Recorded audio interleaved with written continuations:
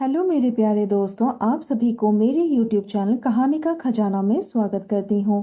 I hope आप सभी लोग खुश होंगे, स्वस्थ होंगे। चलिए दोस्तों, आज आप सबको मैं एक नई कहानी सुनाती हूँ। लाइट चली गई और मैं छत पर सो रही थी। तभी भैया आ गए और भाभी समझकर ही मुझे अपनी बाहों में भर लिया। और उसके बाद तो पूछो ही मत। मेरा नाम रागिनी है और मैं जयपुर से हूँ। मेरी उम्र 24 साल की है और मेरे भाई की 27 साल। दरअसल मेरे मम्मी पापा बचपन में ही गुजर गए और मैं ताई जी के घर में रहती थी। ताई जी को ही माँ कहकर बुलाती थी और उनके बेटे को भैया। मेरे लिए ताई और उनका बेटा ही मेरा पूरा परिवार था। भाई की शादी इसी साल हुई थी। भाभी बड़ी ही खूबसूरत है। कोई भी उसको देख ले तो उसकी रातों की नींद उड़ जाए।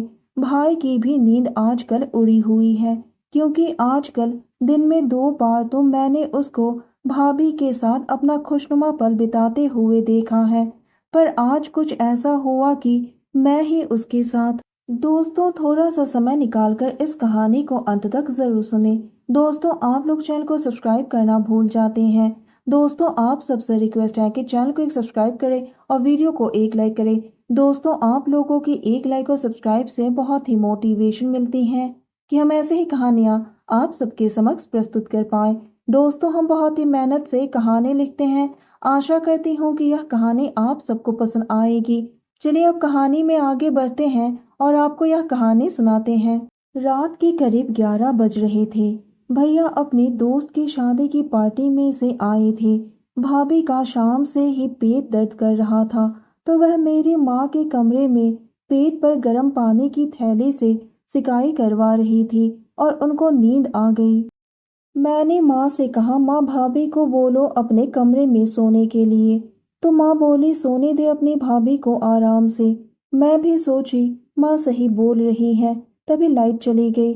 मेरी नाइटी नहीं मिल रही थी, तो मैंने भाभी की नाइटी ही पहन ली और छत पर सोने चली गई। माँ भाभी नीचे कमरे में ही सो रही थी। भाभी माँ के कमरे में सो रही थी। भैया आए रात के करीब 11 बजे।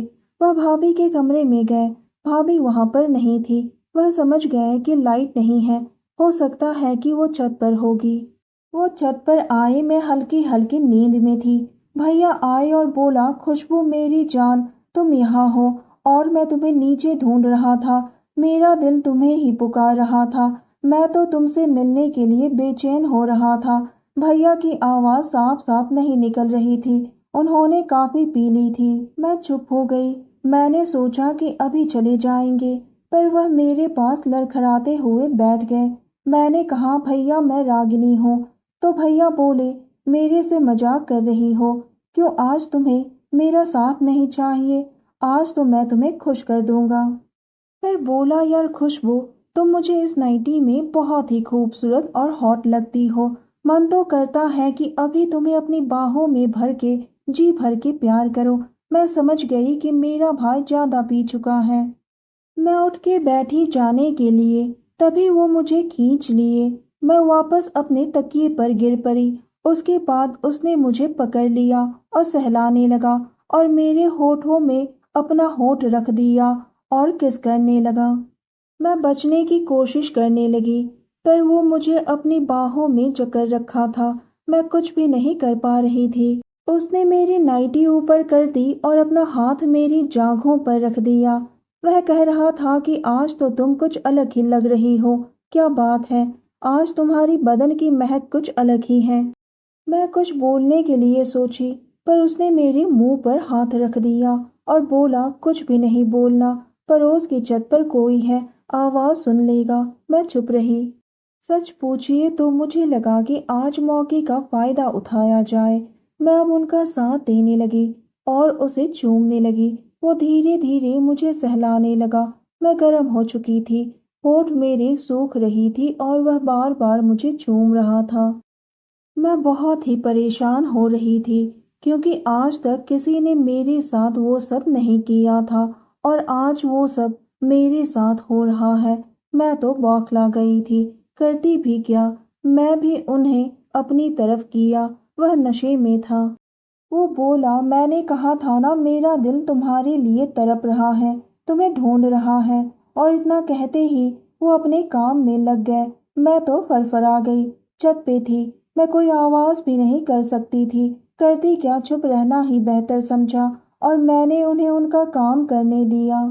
मैं चुप रही और उस पल को महसूस कर रही थी। शायद कहीं ना कहीं मैं भी मन से उस पल को जीना चाहती थी। अब धीरे धीरे मुझे तो बहुत ही अच्छा लग रहा था।